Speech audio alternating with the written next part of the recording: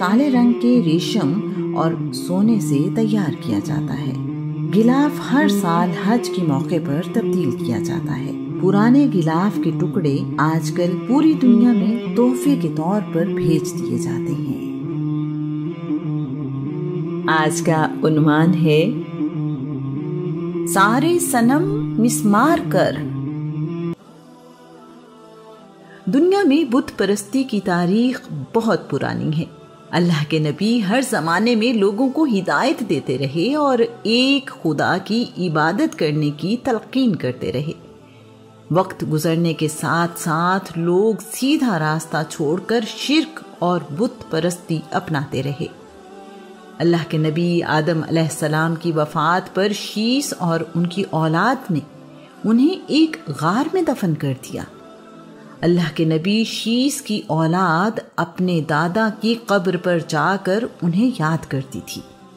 قابیل کے بیٹے ہنوک بن قابیل نے اپنے بھائیوں سے کہا، شیس کی اولاد کے پاس آدم کی قبر ہے جہاں وہ اپنے دادا کی یاد میں جاتے ہیں، جبکہ ہمارے پاس ایسا کچھ نہیں ہے۔ ہنوک نے اپنے خاندان کے لیے لکڑی سے ایک بت تراشا تاکہ وہ آدم کی یاد میں اس بت کے پاس جا سکے۔ اس طرح ہنوک بن قابیل نے پہلا بت تراشا۔ صدیاں گزرنے کے بعد انسانی آبادی اور نسل بڑھتی گئی۔ اس زمانے میں انسانی عمر بھی سینکڑوں سال ہوا کرتی تھی۔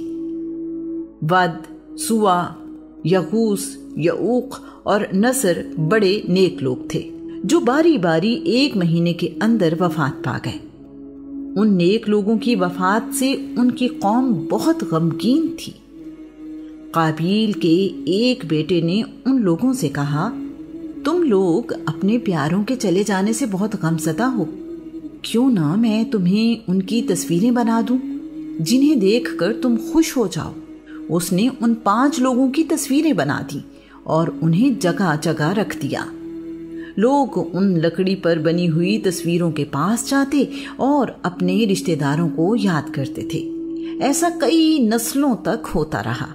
لوگ اپنے بزرگوں اور رشتہ داروں کو عزت اور محبت سے یاد کرتے رہے۔ آہستہ آہستہ لوگوں نے ان کی عبادت کرنا شروع کر دی۔ یہ قوم قابیل کی اولاد تھی۔ اللہ کریم نے اپنے نبی ادریس کو اس قوم کی طرف بھیجا۔ ادریس نے ان لوگوں کو سمجھایا، تم ان تصویروں یعنی بتوں کی عبادت نہ کرو، ایسا کرنا شرک ہے۔ اس قوم نے ادریس کی بات نہ مانی۔ اللہ کے نبی نوح کے آنے تک لوگ بتوں کی عبادت میں بہت سخت ہو چکے تھے۔ نوح نے اللہ کا حکم ماننے والوں کو اپنی کشتی میں سوار کیا۔ اس وقت نوح کی عمر 600 سال تھی۔ جب اللہ کا دین ماننے والے کشتی میں سوار ہو گئے تو پانی کے سیلاب اور بارش کے عذاب نے ان کی قوم کو آ لیا۔ اس پانی نے ساری زمین کو اپنی لپیٹ میں لے لیا۔ سیلاب نوح میں پہاڑوں پر رکھے ہوئے لکڑی کے تختے جن پر تصویریں بنی ہوئی تھیں اور لوگوں نے ان کی عبادات شروع کر دی تھی، پانی میں بہہ گئے۔ پانی کی لہریں انہیں ادھر ادھر لے جاتی رہیں۔ جب پانی اترا تو یہ تختے جدہ کے قریب ساحل پر رک گئے اور صدیوں وہیں پڑے رہے۔ زمانے کی تبدیلیوں اور طوفان میں یہ تصویروں والے لکڑی کے تختے ریت اور مٹی کے اندر دب گئے۔ اللہ کے نبی ابراہیم نے بھی لوگوں کو ہدایت کی راہ دکھانے کا کام بہترین صورت میں انجام دیا۔ ایک ایسی جگہ اپنی اولاد کو بسایا جہاں کوئی کھیتی باڑی نہیں تھی۔ ابراہیم نے اسماعیل کے ساتھ مل کر اللہ کریم کی عبادت کے لیے ایک گھر بنایا جسے ہم بیت اللہ یا کعبہ کہتے ہیں۔ وقت گزرنے کے ساتھ ساتھ ان کی قوم پھیلتی گئی اور مکہ سے دور علاقوں میں بھی جا بسی۔ وہ لوگ جاتے ہوئے کعبہ سے محبت کے اظہار میں کعبہ کے پتھر برکت کے لیے اپنے ساتھ لے گئے۔ اپنے شہروں اور گھروں میں رکھ کر ان پتھروں کا طواف کرنے لگے جیسے وہ بیت اللہ کا طواف کرتے تھے۔ اسی نے وقت کے ساتھ ساتھ بت پرستی کی شکل اختیار کر لی۔ انہوں نے پتھروں، بتوں اور تصویروں کی عبادت شروع کر دی۔ اللہ کے نبی ابراہیم کا دین بھول گئے، توحید کے ماننے والے مشرک بن گئے۔ بنی اسماعیل میں سب سے پہلے بت پرستی کرنے والے کا نام حزیل بن مدرکہ تھا۔ مکہ میں بنی جرہم قبیلے کی حکومت تھی۔ بنی خزاعہ کے عامر بن لوہی نے بنی اسماعیل کے ساتھ مل کر بنی جرہم کو شکست دی اور انہیں مکہ سے نکال دیا۔ اس طرح عامر بن لوہی کعبہ کا متولی بن گیا۔ کچھ عرصہ گزرنے کے بعد عامر کو ایک بیماری نے آ لیا۔ اسے مشورہ دیا گیا کہ ملک شام میں بلقا کے مقام پر ایک گرم چشمہ ہے، اگر تم وہاں جا کر غسل کرو تو تمہیں اس بیماری سے نجات مل سکتی ہے۔ عامر ملک شام گیا اور اس چشمے سے غسل کے بعد وہ واقعی تندرست ہو گیا۔ اس نے دیکھا کہ بلقا یعنی ملک شام کے لوگ بتوں کی عبادت کر رہے ہیں۔ یہ سب عامر کے لیے نیا تھا۔ وہ بتوں کو اور لوگوں کو ان کی عبادت کرتے ہوئے غور سے دیکھتا رہا۔ عامر نے ان سے کہا، تم لوگ کیا کر رہے ہو؟ یہ بت کیا ہیں؟ اسے بتایا گیا، یہ ہمارے خدا ہیں اور ہم ان کی عبادت کرتے ہیں۔ ہم ان کے ذریعے بارش مانگتے ہیں اور دشمنوں پر فتح حاصل کرتے ہیں۔ عامر بن لوہی کو یہ سب بہت اچھا اور آسان لگا۔ اس نے وہاں رہنے والے لوگوں سے کہا، کیا مجھے بھی کچھ بت مل سکتے ہیں؟ جواب میں اسے کچھ بت دے دیے گئے۔ وہ ان بتوں کو بڑے احترام کے ساتھ مکہ لے آیا اور کعبہ میں جگہ جگہ رکھ دیے۔ یوں اہل عرب میں بت پرستی کا دور شروع ہوا۔ آہستہ آہستہ عامر بن لوہی عرب میں سب سے زیادہ معتبر بن گیا۔ وہ جو بھی کہتا تھا اسے دین سمجھا جاتا تھا۔ اس نے اپنی زندگی بت پرستی پھیلانے میں لگا دی۔ اسے کوئی نئی شکل والا بت ملتا وہ اسے اٹھا کر کعبہ میں لے آتا تھا۔ عامر بن لوہی کے پاس ایک جن بھی تھا جس کا نام ابو سمامہ تھا۔ ابو سمامہ جن نے عامر کو ان لکڑی کے تختوں پر بنی تصویروں یعنی بتوں کے بارے میں بتایا، اس جگہ کی نشاندہی کی اور کہا، یہ بت تمہارے لیے عزت، سکون اور حکومت لائیں گے، انہیں مٹی سے نکال لاؤ، یہ بت ہر مشکل اور برے وقت میں تمہاری مدد کریں گے۔ عامر مٹی اور ریت میں کھدائی کر کے ان بتوں کو اپنے ساتھ لے آیا اور کعبہ میں رکھ دیے۔ اس سال حج کے موقع پر عامر نے لوگوں سے کہا، یہ تمہارے خدا ہیں، ان کی عبادت کرو، یہ تمہیں مشکل وقت سے بچائیں گے اور تمہاری مدد کریں گے، دشمن کے خلاف جنگ میں تمہارا ساتھ دیں گے۔ مکہ کے تقریباً ہر گھر میں بت موجود تھے۔ تمام لوگ گھر سے باہر نکلنے سے پہلے اپنے بت کو سلام کرتے، چھوتے، اس سے اپنی حفاظت اور کامیابی کی دعا مانگتے۔ گھر واپس آتے ہی وہ اپنے بتوں کے سامنے حاضر ہوتے اور انہیں سلام کرتے۔ سفر کے دوران جب کہیں رات گزارنے کے لیے رکتے تو 4 پتھر ڈھونڈتے، ان میں سے بہترین پتھر کو خدا بنا لیتے اور باقی 3 پتھروں کو کھانا بنانے کے لیے چولہے کے طور پر استعمال کرتے تھے۔ اس کے بعد عرب میں بت پرستی عام ہو گئی۔ ہر قبیلے کا اپنا خدا تھا۔ ایسے لوگ جو بتوں کی عبادت نہیں کرتے تھے، ایک خدا پر یقین رکھتے تھے، ان کے گھروں میں بت موجود نہیں تھے۔ انہیں عرب میں حنیف کہا جاتا تھا۔ اسلام آنے سے پہلے کے زمانے میں پائے جانے والے بتوں کے متعلق معلومات دلچسپی کے لیے یہاں بیان کی جا رہی ہیں۔ منات، عرب میں سب سے پرانا بت منات تھا۔ اس بت کی شکل عورت جیسی تھی۔ یہ بحیرہ احمر کے ساحل پر قدید کے مقام پر نصب تھا۔ منات عرب کے 3 بڑے خداؤں میں سے ایک تھا۔ سورہ النجم میں ان تینوں لات، منات اور عزا کا ذکر کیا گیا ہے۔ وہ لوگ خدا کی بیٹی کے طور پر منات کی عبادت کرتے تھے۔ قبیلہ بنی ازد اور بنی غسان منات کا حج بھی کیا کرتے تھے۔ منات کی حاضری کے بغیر ان کا حج مکمل نہیں ہوتا تھا۔ بنی اوس اور بنی خزرج حج اور عمرے کا احرام منات کے پاس آ کر کھولا کرتے تھے۔ منات کے بت کے سامنے قربانی کرنا عام تھا۔ لات، طائف کے رہنے والے بنی ثقیف اس کی عبادت کرتے تھے۔ یہ بت بھی ایک عورت کی شکل کا تھا، کیونکہ اس کی عبادت کرنے والے اسے بھی خدا کی بیٹی تصور کرتے تھے۔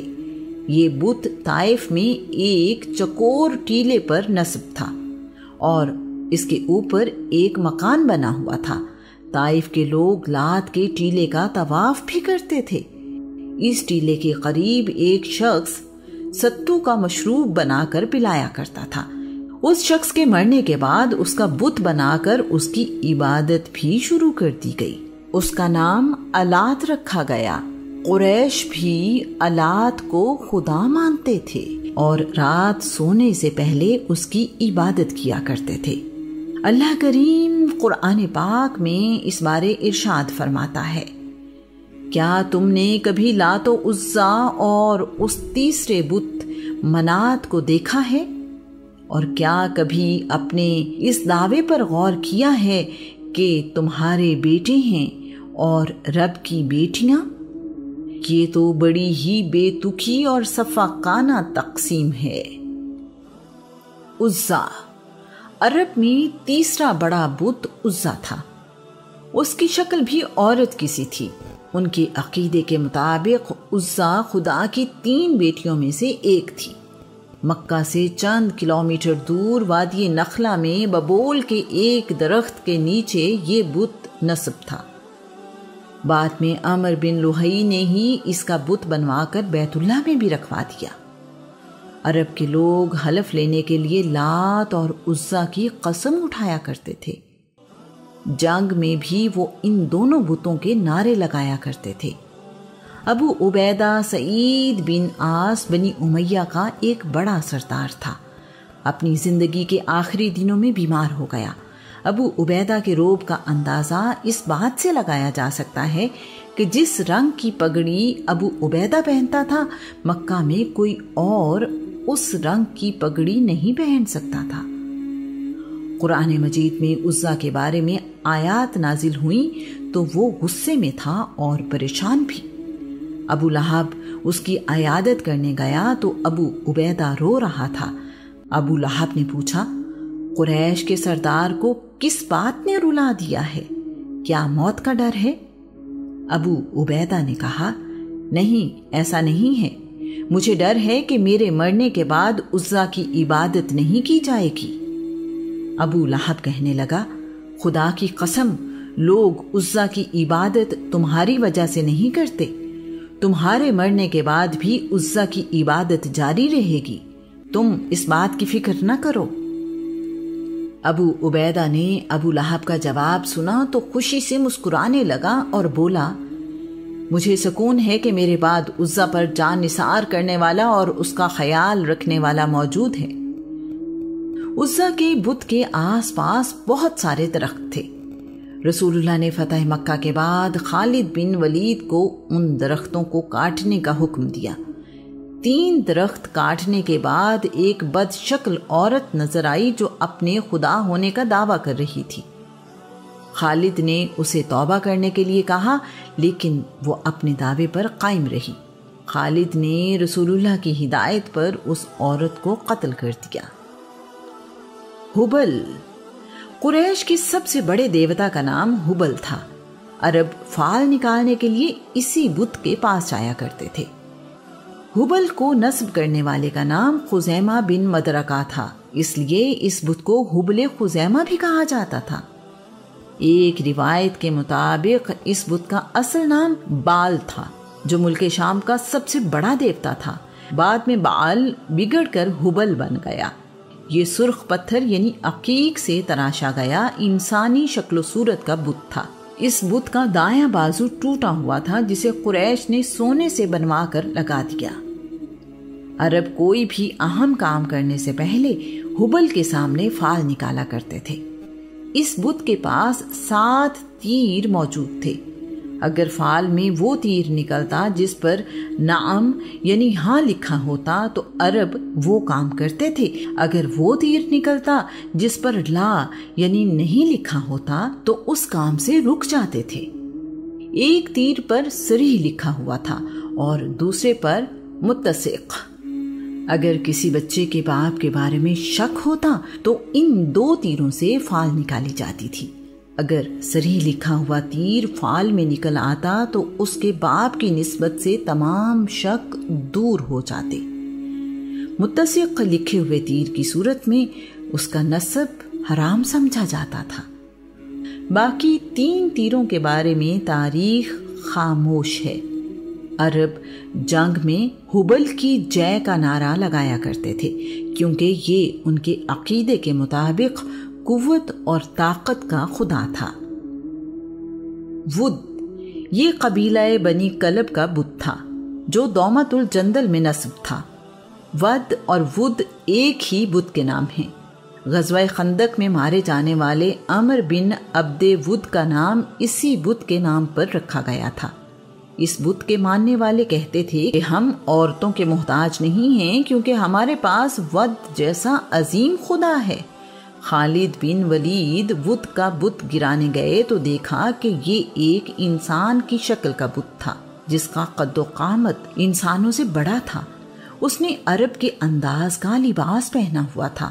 اس کی کمر کے ساتھ ایک تلوار لٹک رہی تھی اور کندھے پر کمان تھی۔ ایک ہاتھ میں تیر تھا جبکہ دوسرے ہاتھ میں تیر رکھنے والا ترکش جس میں بہت سارے تیر تھے۔ اللہ کریم قرآن پاک میں ارشاد فرماتا ہے، بت پرستوں نے کہا ہے اپنے خداؤں کو نہ چھوڑو اور خاص طور پر ود، سوا، یغوث، یعوق اور نصر کو تو بالکل نہ چھوڑو۔ اصاف اور نائلہ۔ اصاف بت کی شکل ایک انسان جیسی تھی۔ لوگ اس بت کا طواف کرتے تھے۔ اس بت کے سامنے قربانی بھی کی جاتی تھی۔ روایت کے مطابق اصاف ایک انسان تھا اور اس کا تعلق بنی جرہم سے تھا۔ اس کا پورا نام اصاف بن یالا تھا۔ نائلہ ایک عورت تھی اور اس کا پورا نام نائلہ بنت زید تھا۔ نائلہ کا تعلق بھی قبیلہ بنی جرہم سے تھا۔ یہ دونوں یمن کے رہنے والے تھے اور قافلے کے ساتھ حج کرنے کے لیے مکہ آئے۔ دونوں کعبہ میں داخل ہوئے تو وہاں اور کوئی موجود نہیں تھا۔ موقع پا کر انہوں نے کعبہ کے اندر زنا کیا۔ اللہ کریم نے ان دونوں کو نشان عبرت بنا دیا۔ دوسرے لوگ کعبہ کے اندر آئے تو یہ دونوں پتھر کے بن چکے تھے۔ لوگوں نے اٹھا کر انہیں باہر پھینک دیا۔ عمر بن لوہی ان دونوں پتھر کے جسموں کو کچھ عرصے بعد لے آیا اور ان کی عبادت شروع ہو گئی۔ لوگوں نے ان کے بت صفا اور مروہ پہاڑوں پر رکھ دیے۔ عرب میں اس زمانے میں ان بتوں کے علاوہ سوا، یغوث، یعوق، نصر، فلس، سعد، ذوالخلصہ، ذوالشرا، ذوالکفین، یابوب اور بجر کے بتوں کی بھی عبادت کی جاتی تھی۔ بنی کنانہ چاند کی عبادت بھی کرتے تھے۔ قبیلے ایک دوسرے سے خدا بدل بھی لیا کرتے تھے۔ اگر کوئی بت ٹوٹ جاتا تو لوگ کہتے، ہائے میرا خدا مر گیا۔ اس زمانے میں صرف بت ہی مقدس نہیں تھے، جانور بھی اس مرتبے پر فائز تھے۔ 10 بچے دینے والی اونٹنی بڑا اونچا مقام رکھتی تھی۔ اس پر کوئی سواری نہیں کرتا تھا اور اس کا دودھ بتوں کے رکھوالے ہی استعمال کر سکتے تھے۔ ایسی اونٹنی جہاں چاہے پھر سکتی تھی اور چارہ کھا سکتی تھی۔ ایسی اونٹنی کو بحیرہ کہا جاتا تھا۔ ایسی اونٹنیاں بھی تھیں جو بتوں کے نام پر آزاد چھوڑ دی جاتی تھیں۔ انہیں صائبہ کہا جاتا تھا۔ ایسے ہی اونٹوں کو صائب کہتے تھے۔ ایسے اونٹ جن کے بچے جوان ہو جاتے انہیں بھی بتوں کے لیے چھوڑ دیا جاتا تھا۔ انہیں حام کہا جاتا تھا۔ بھیڑیں بھی اس نظام میں اپنی عزت پاتی تھیں۔ ایسی بھیڑ جو 7 دفعہ 2 مادہ اور 8ویں مرتبہ نر بچہ دے تو وہ مقدس ہوتی تھی۔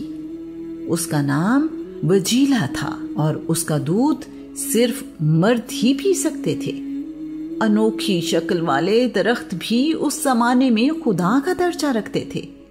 ان حقائق کی موجودگی اور حالات میں اللہ کریم نے رسول اللہ صلی اللہ علیہ وآلہ وسلم کو توحید کا اعلان کرنے کا حکم دیا۔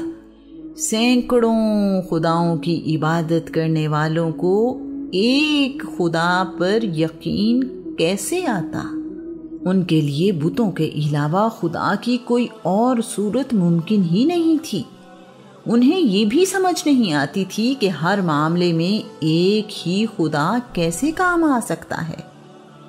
زندگی بھی اسی سے، موت بھی اسی سے، اولاد بھی اسی خدا سے، اور رزق بھی، بارش کے لیے بھی وہی خدا، اور دشمن سے فتح کے لیے بھی اسی خدا سے مدد مانگیں۔ یہ کیسے ممکن ہے؟ ایک خدا اتنے سارے کام اکیلا کیسے کر سکتا ہے؟ یہ انہیں سمجھ نہیں آتی تھی۔ سارے صنم مسمار کر، بس ایک خدا سے پیار کر، رکھ کر نبی کو سامنے آرائش کردار کر۔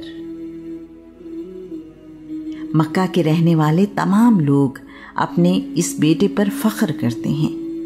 لوگ اس کے چہرے کا واسطہ دے کر بارش کی دعائیں مانگتے ہیں۔